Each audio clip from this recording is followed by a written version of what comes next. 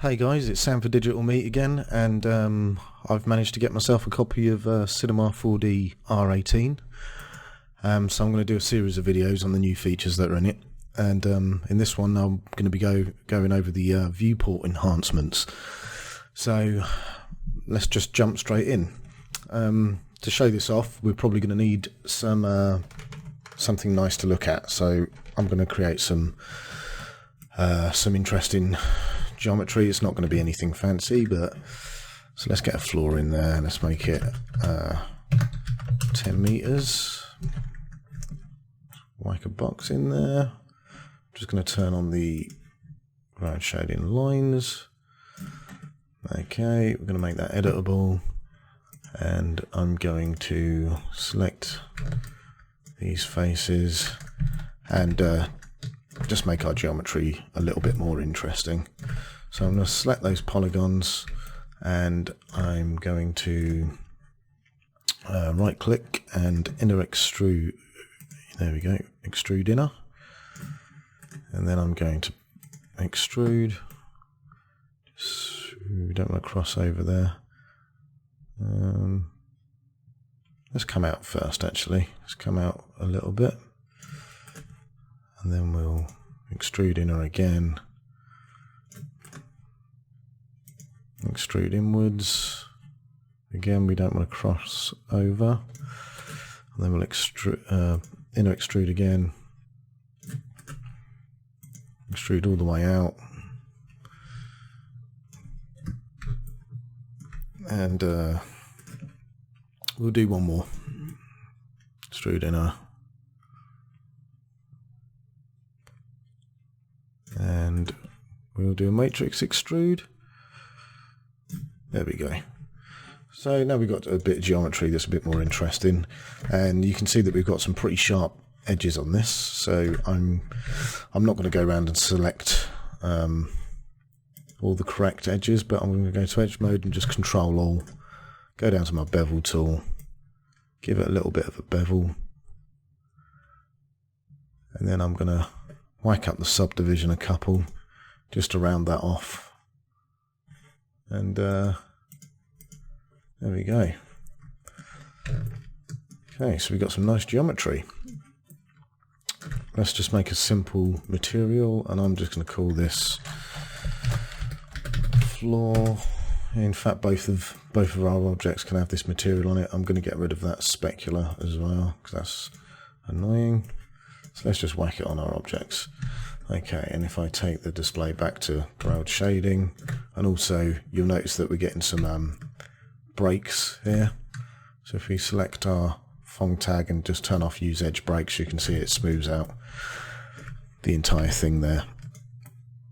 Okay, right, first things first. We now have some extra options when extra features in our viewport. And normally if we go up to the top here and go to this option tab and then have a look under enhanced OpenGL, we've got what we've usually got: noises, post effects, shadows, transparency. But now we've got these three new things: reflections, SSAO, which stands for screen space ambient occlusion, and tessellation. So I'm going to start with SSAO first. So you can see it's not activated, so let's turn that on. And you can see the difference between that if I toggle it on and off. If I turn it on again, you can see that here, where surfaces are closer together, we're getting this ambient occlusion. So it basically looks at the distance between, it basically darkens up creases and things like that to make it look more grounded in the scene. Now, judging by this, you'd go, okay, brilliant, I can turn that on and off. It'd be good if I could actually tell it, you know, if it's darker or its path length is longer and all that kind of stuff. And you can actually do that. And the way you do that is either going to display, options, configure, and then it'll open this up in the editor and go to enhanced OpenGL. You can also get to that very quickly if you just press Shift and V. So it'll bring up this. So now here's SSAO, and we can actually toggle it on and off from here as well. but it's got a drop down. So if you have a look at the drop down, we've got some options now. Right, we've got the radius, which is currently set at 20. And if I bring that up, you can see that it's, I don't know if you guys are going to be able to see that, but it makes the distance that the SSAO is covering a lot larger. So I think it was default was at 20. I think if you right click and say reset to default, yeah, there you go, it goes back to 20. So it was 20, and you can ramp it up to anything you like, really. I'm going to leave it at 50. The depth range, so that's basically, again, how much of an influence it's going to have. If I drop it right down, it's going to be nothing, and obviously if you ramp it up, you can see it getting darker and darker. I think it was set to 200. Yeah, I'm going to leave it at 200, that's fine. Power, this is basically the, I suppose this is iterations really, but the more you put this up, the darker it gets. So you can see it's getting very black now. I'd say 1 or 2 is more natural. And samples, this is a good one. So if I get in the crease of this and have a look at the, look at it close up, you can see that, well, let's deal with these two things first. Fine details, if I turn that off, not much changed there, but I think if it's in very small creases, I think that deals with that. Can't see a lot of difference there. Blur, obviously, this is based on samples, so if I turn off the blur, you can actually, I don't know if you guys are going to be able to see that on the old interwebs, but you can actually see the samples in the image. Now, the blur, all that does is it blends those samples together. So I'm going to leave that on, because that's what we want, and in fact, I'm just going to take that off, and then I'm going to drop these samples down to 0, and you can see how bad that is. Its default is 16, so that's a bit better. And if I times that, so you type *2 and it'll times that number by 2, you can see it getting more samples there, so that's 32 samples. And if I times that again by 2, we've got 64 samples. And if I blur that, it's a lot more smoother result. But I don't think that's really necessary for the viewport. I mean, it's just a quick way of getting an idea of, you know, what it'll look like. Okay, so I think I'm gonna, I'll leave those settings as is for now. So that's the screen space ambient occlusion dealt with. Now if we go back to this options thing, we've also got reflections, and now this is turned on by default. And basically what this is going to do is allow you to see your reflections in the live viewport when you make a reflective material. So let's make a new material, and let's call this thing, because Christ knows what that is. And in the reflectance channel, I'm going to select the default specular and remove it. In the color, I'm going to choose a nice deep red, as I always do.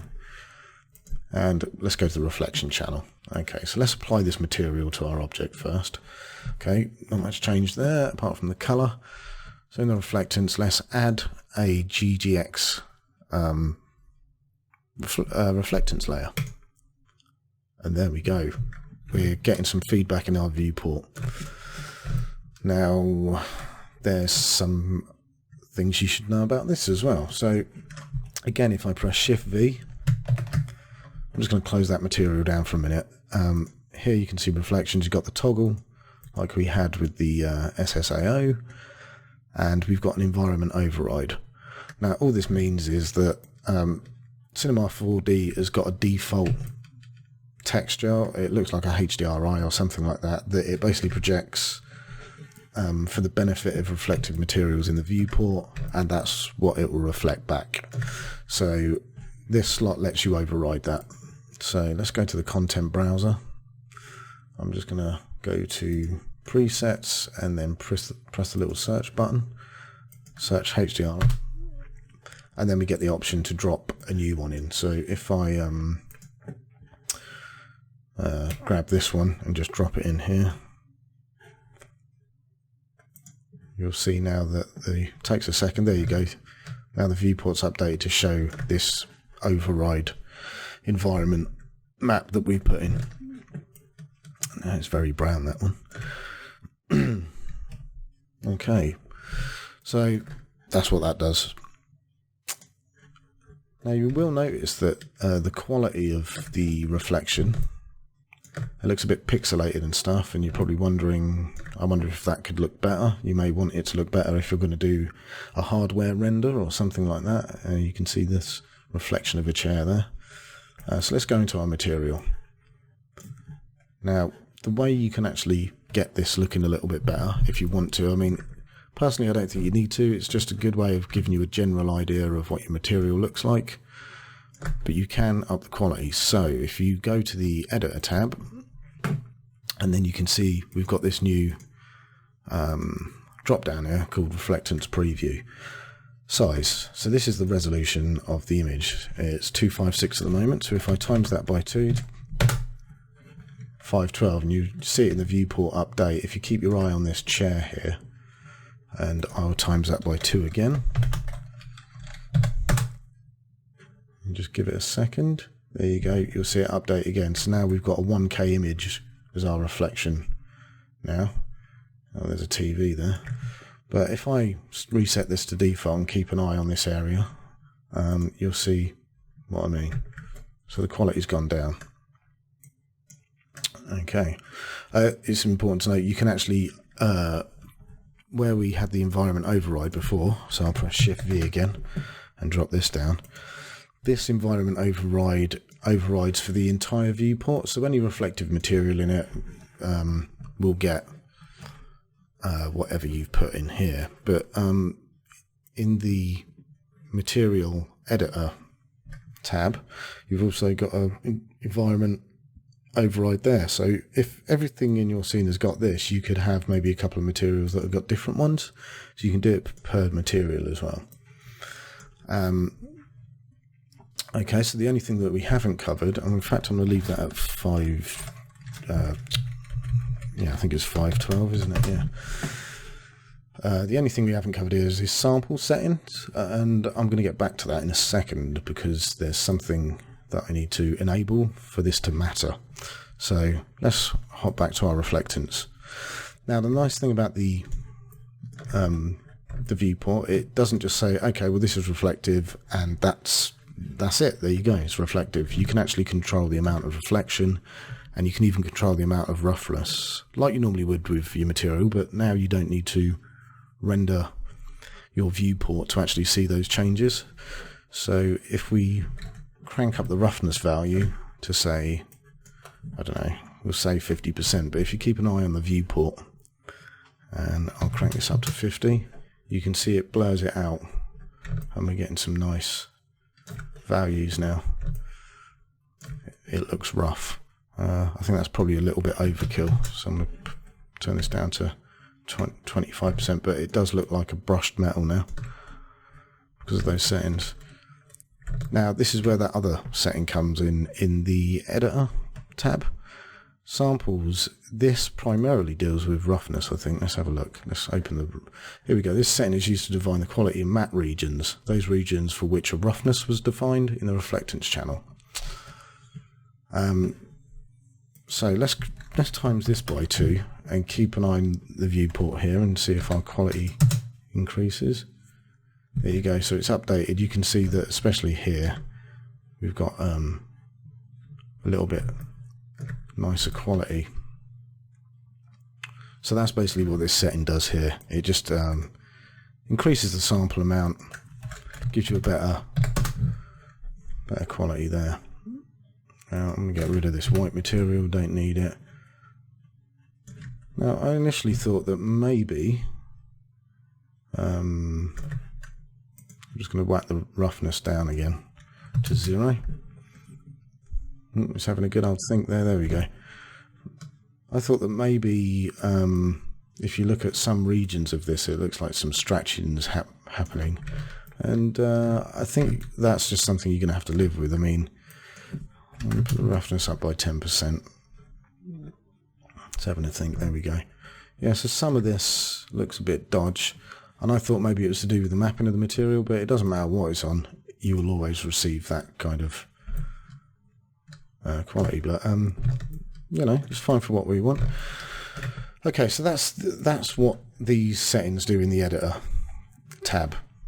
So you got an idea now. Let's get back to the reflectance channel. So what else does it display? Well,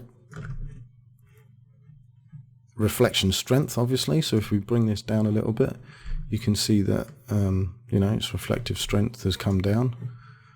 And I know we changed this color to red in the color channel, but because this is a full reflective material with no Fresnel, you know, it's kind of like a mirrored surface with a bit of roughness. So let's turn on the Fresnel layer. So here we've got the choice of dielectric or conductor. A dielectric is anything that is, well, basically a non-metal, so water, plastic, you know, wood, anything like that. And there you go, that looks like a shiny plastic now. And obviously a conductor is usually metallic surface, and you can see that looks a bit more metal-y. So let's stick with dielectric. So it looks like we've got a shiny plastic. So again, it's still taking the roughness value, it's still looking at the reflection strength. If I bring the reflection strength down, you'll see that it gets a bit duller. And again, I'm going to whack it up again. And you'll notice that these specular highlights on the corners here actually respond to the specular strength. So if I whack that right up, you can see they get brighter, and down they get dimmer. So okay, so it's a really good way of previewing stuff in the viewport. It saves you having to render every time you want to go, does that look right? Because you no longer need to do that. It even responds to the layer color as well. So this is the color of the reflection. So if I change this to something a little bit mental, like green, you can see that now we've got this green tinge on our reflective part of this material. And again, it responds to the brightness of that, and that all works fine. So that's some good stuff there. I'm not sure about the attenuation, actually. I didn't try this. It seems like it does, so that's good. Okay, so we've got this. Let's change this back to, actually, let's give it a blue tinge, something like that. Okay, and the other thing that you should note as well, it's not just reflection as a sort of, you know, you whack a reflection on and you've got these settings, but it will, obviously, if you've used the reflectance channel before, you know you can actually do layers. So I can add another layer on top, make it another GGX layer, and then we can start authoring this layer of the material. Let me just go back to layer 1 and hide layer 2 for now. So this is our original layer. I'm just going to whack the roughness up to something like 50%, and you can see that's really roughed that up. I'm going to turn the specular strength up as well, just so we've got some highlights there. Okay, that's getting brighter. Yeah, that's really quite rough and specular. Okay, good. And we've got this slight blue tinge on our, and you can see it on the edge here. Okay, so that's layer 1. Let's turn back on layer 2 and select that layer and then start working on this. Okay, so I'm going to give it a roughness value of 0. In fact, I'm just going to make this like a glossy layer, so dielectric, and let's make it really give it an index refraction. So you can see underneath I've got this glossy matte layer. Sorry, didn't make sense. Underneath I've got this matte layer with a roughness value, and then it's like it's got a lacquer on top. So super glossy material on top, and you can just keep adding layers, as many as you like. So we could even add another one on top of that if we wanted to. I won't bother, but you get the idea. You can stack materials up and it will be respected within the viewport. Yeah, there's that. Something else as well, the reflectance channel being visible in the viewport will also respect bump maps and normal maps. So if I turn on the bump channel, let's dump a noise in the bump. Okay, you can see something's going on here already. I'm just going to go to the noise and change the texture to UV2D, and then I'm going to scale it down so it's global scale, something like 50%, and crank up the strength as well so it makes it a bit more obvious for you guys. But there you go, you can get a look at that in the viewport. Also, if I go to the editor and actually say the texture preview size is, I don't know, 2K, something like that. Okay, we get a bit more of a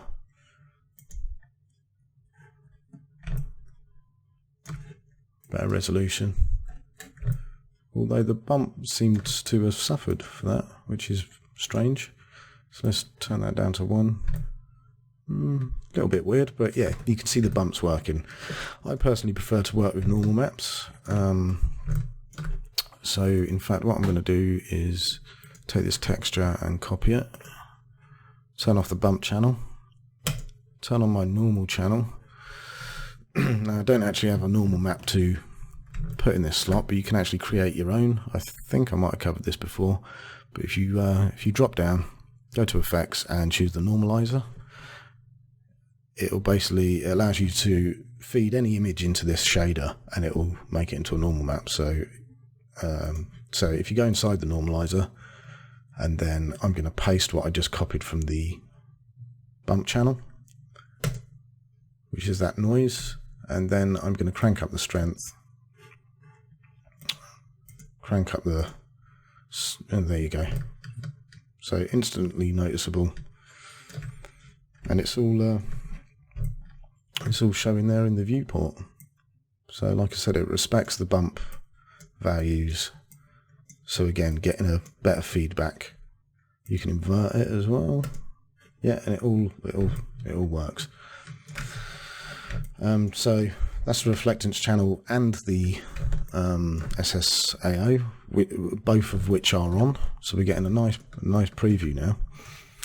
Something I should notice, if I go back to the reflectance and turn off the... in fact, I'm going to make this mirrored again, so I'm just going to turn off the dielectric to none. So this is like a fully reflective thing. In fact, I'm going to turn off the normal as well, so it's nice and shiny, and we can see our reflections in there. This is something you should note. So we've got this reflective material on there, and if I hit render, obviously it's not going to be displaying anything, because this map that is in our environment override, or even the default one, is purely for the viewport. I'm just going to take a drink. So yeah, it's purely for the viewport. It has nothing to do with rendering whatsoever. So if you want this map to show in the render, same as before, you just get your sky object, let's create a new material. I'm going to call it sky. Turn off these channels and enable the luminance. Call it sky. And as always, is that my... Come on. There we go. Content browser, and then we can just drag this into the luminance field and drag this onto our sky. And as always, we don't really want to see that in the background, or well, you might do, but I don't, so I'm going to get a compositing tag on there and hide it from the camera. But now upon render, I'm getting that image in our rendered reflection. Something seems to be going a little bit haywire there. Change over to physical renderer. There we go. That's nicer. Okay, the reason that it looks a little bit weird is because it's reflecting the floor, I mean, there's no light in the scene, it's just the default light. So if I was to whack a light in here, we'd probably get more of a, there we go, more natural looking. Still, it's reflecting the floor. So, but yeah, so you can see the difference between this being purely for the viewport and, you know, an actual sky with a reflection for the render. Okay, so the next thing we're going to cover is the tessellation. So the tessellation, basically what it does is it subdivides the geometry for the viewport, so you can do things like live displacement. So if you look here, viewport tessellation, and it'll be here as well in options. So if we hit this and turn tessellation on, nothing happens, obviously, because we haven't got a height map. So let's add some displacement to our model. So I've enabled the displacement channel, and in it I'm gonna I might just paste that noise actually. Where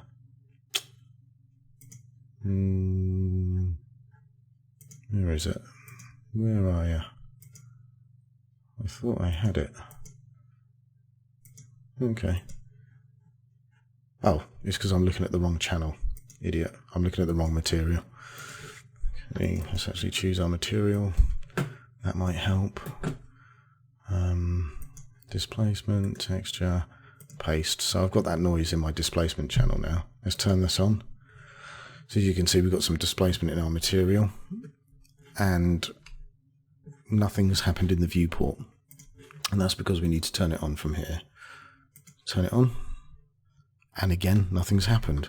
Now if I press Shift V, you can see that there's no other options for tessellation here. So you're probably at this point thinking, why is this not working? And it's because in the material, so if we open back up our material here and drop down to the editor section, we have a new section here, viewport tessellation. At the moment it's set to none. So if we click it to uniform, okay, now we're getting some results. Some pretty ugly results as well. I mean, it doesn't look particularly pretty. So let's change some values in our displacement, and we can see it updating live in the viewport. Okay, so now we are getting some action. I'm also just going to change this material to back to dielectric as well, because we can get a better sense of what's going on. So now it's got that red sheen. I think I'm going to get rid of layer 2 as well. It's a weird colour. Okay, cool. Okay, so let's have a look at this then. We've got this live tessellation going on now. In the displacement, we can affect the strength, and it'll update in the viewport, you know, plus or minus. So that's good. And obviously the height and anything you feed into this texture thing here. Subpolygon displacement. That doesn't actually affect the viewport as far as I can tell. Let's try the other mode. So we've got two modes, uniform and projective. Okay, so you can see projective slightly different there, and as we zoom in you can see that it looks like it's changing. I don't think we're going to get that with uniform. No, I think uniform is how best to describe this. Okay, uniform. In fact, I can show you if we go into the shading mode, so you can see the tessellation lines here. If it's on uniform, it tessellates the object in a very uniform way. If it's projective, it will do it based on distance. So as I zoom out, it needs less tessellation, and as I zoom in, it will need more and more and more to actually achieve the results that you want. Okay, so that kind of explains that. Also, you can actually up the quality, and that's what this projective level means, and also the uniform level. So it says here my GPU max level is 64. I'm currently on 8, so let's times that by 2 and see what happens. Right, well, we've got some more definition in here now. Let's times that by 2. So we're on 32 now. Now we've got a lot more definition. Let's change this to uniform. Okay. Now, I just want to compare this to the render.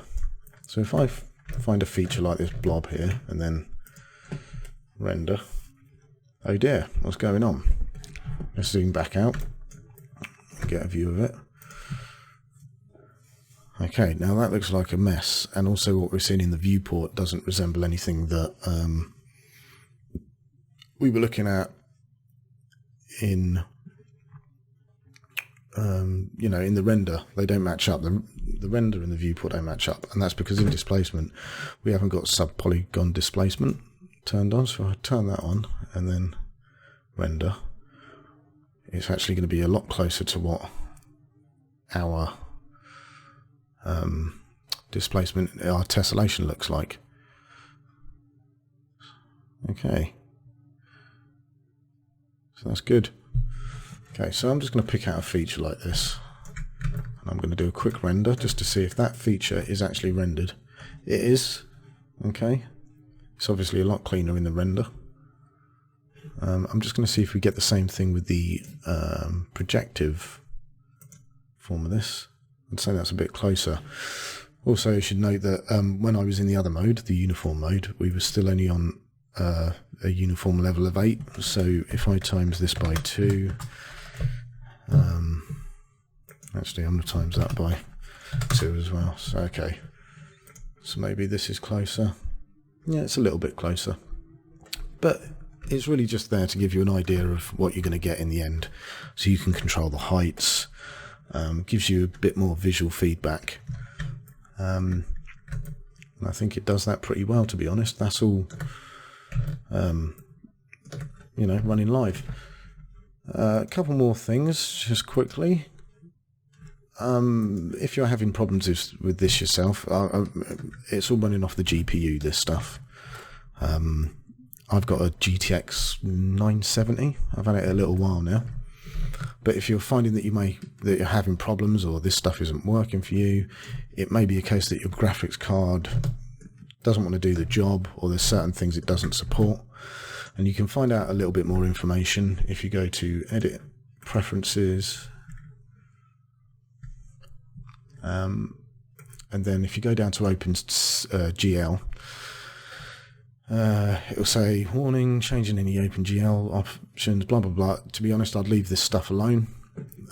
It's usually set right for your card, but you've got this button called Show OpenGL Capabilities, and if you press this, it will let you know, it will give you the numbers on what it's doing, and it will also display a message here saying your system has all necessary extensions for enhanced OpenGL. And if it doesn't, I should imagine it will also give you a message telling you what it doesn't support.